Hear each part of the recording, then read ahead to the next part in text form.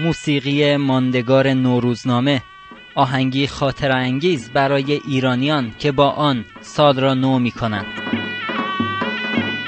این اثر کاری از زنده یاد استاد علی اکبر مهدیپور دهکردی و این تنها فیلم اجرای نوروزنامه از استاد.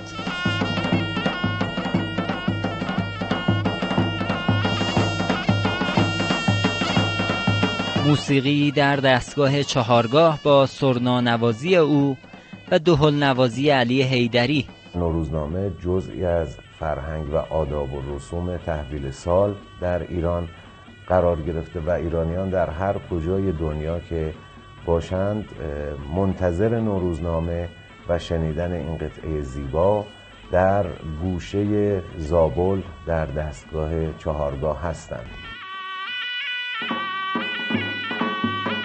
اثر شادروان استاد مهدیپور دهکردی که همراه رسم نوروز به عنوان آثار غیر ملموس به ثبت یونسکو رسیده، از سال 1365 در استودیو رادیوی تهران ضبط و وارد رادیو و تلویزیون شد.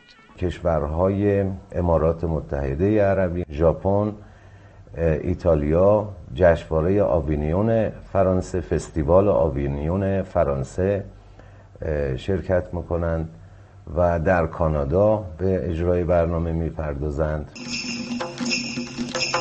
موسیقی متن سریال ماندگار روزی روزگاری اثری دیگر از هنرنمایی استادی که اثرش هر سال روزی از روزگار ایرانیان را خوش و به یاد ماندنی میکند.